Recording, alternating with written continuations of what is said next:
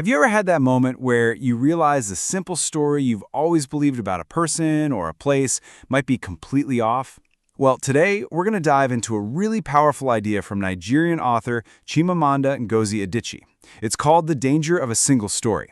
It's all about how these tiny, limited narratives we hear can literally shape our reality and how finding more stories, a bigger picture, can, in the end, set us all free. Adichie kicks things off with this simple, really powerful statement. I am a storyteller. For her, that's not just a job. It's everything. It's the way she understands the world. And it's also the foundation for the warning she's about to give us. She's going to share a few stories from her own life that show exactly how this danger has affected her, both as the one telling the story and as the one being defined by someone else's. So first, Adichie takes us all the way back to her childhood. And her point is that when we're kids, we are just incredibly vulnerable to the stories we take in. They don't just entertain us, they are literally building the world inside our heads, brick by brick. Okay, so picture this. Adichie's growing up on a university campus in Nigeria, and she's a total bookworm. But here's the thing, all the books she can get her hands on are American and British. Every single one. So every character she reads about, every world she escapes into, is completely foreign to her own life. And this had a really profound, almost bizarre effect on her own imagination. And this is the result. Even though Adichie lived in Nigeria, a country where you eat mangoes, not apples, a country where there is absolutely no snow, all of her earliest stories were about these little blue-eyed kids playing in the snow and talking about the weather all the time.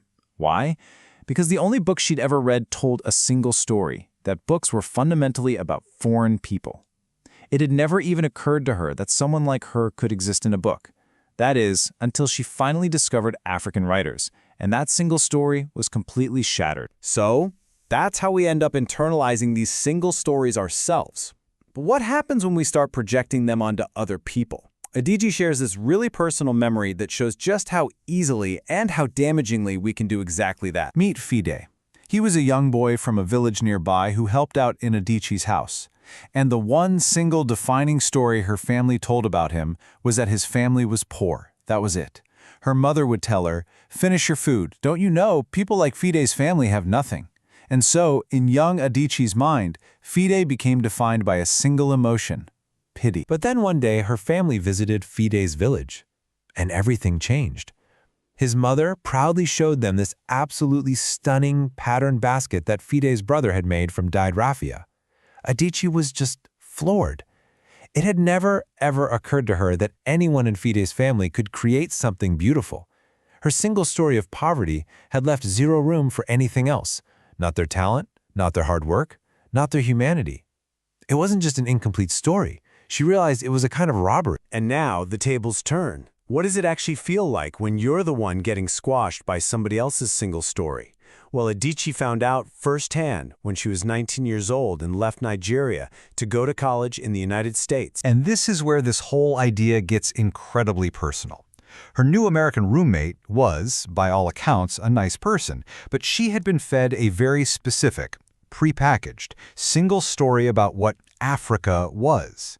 And Adichie, the real person standing in front of her, just didn't fit in that box. The roommate was completely shocked that Adichie spoke English so well, even though English is the official language of Nigeria. She asked to hear some of her tribal music, and then she seemed kind of disappointed when Adichie just pulled out a Mariah Carey tape.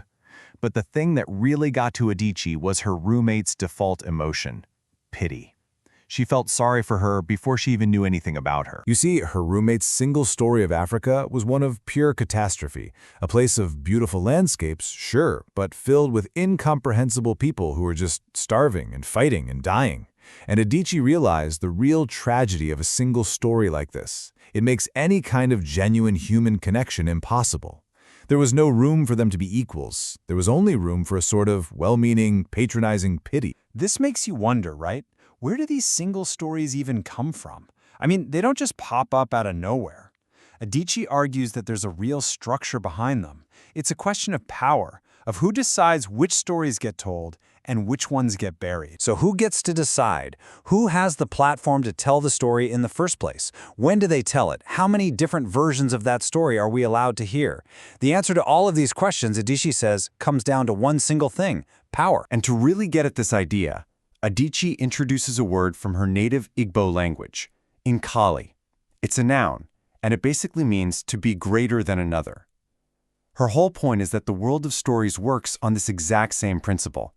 Just like in economics or politics, the narrative of the world is shaped by who has the power. This, right here, is the true nature of that power. It's the ability not just to tell a story about someone else, but to make that one story become the only story people hear. For example, if you start the story of Native Americans with the arrows they shot, instead of starting with the arrival of the British and the theft of their land, you get a very, very different story. Where you start the story matters a lot. And then, in his really powerful moment of self-reflection, Adichie admits that she's been guilty of this exact same thing. Before she ever visited Mexico, she had totally bought into the single ugly story that's so often told in the US media, of Mexicans as these abject immigrants. But then she actually went to Guadalajara, and she saw people just living, laughing, working, going to the market.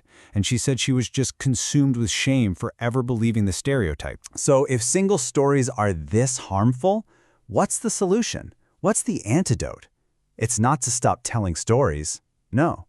Adichie argues the answer is to actively seek out what the great Nigerian writer Chinua Achebe called a balance of stories. And here we go. This is the absolute key to everything.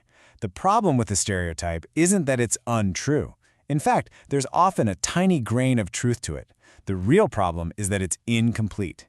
It takes that one tiny piece and makes it the only story. And when it does that, it flattens complex, messy human beings into a single simple idea and robs them of their dignity. Just think back to her roommate for a second. What if, alongside all those stories of catastrophe, she had also heard about Nollywood, Nigeria's huge and innovative film industry? What if she knew about the fearless lawyers challenging unfair laws in court? Or about the millions of Nigerians starting businesses and failing and trying again with just incredible ambition? That balance, it doesn't erase the problems, but it adds the essential stories of resilience and drive. It complicates the picture. It humanizes. And this is what we get back when we do that work. Adichie quotes the writer Alice Walker here, saying that when we reject that easy single story, when we insist on seeing the full, complicated picture, we regain something precious. We regain a kind of paradise. The paradise of seeing each other fully, in all our messy, complicated, and shared humanity. And that leaves every single one of us with a challenge. You know, it's pretty easy to spot the single stories that other people believe. It is much, much harder to see our own. So the real question is, what single stories are you carrying around? About a city, a country, a group of people down the street? Because rejecting those stories, it's not just about being more informed, it's an act of repairing dignity for them and for ourselves.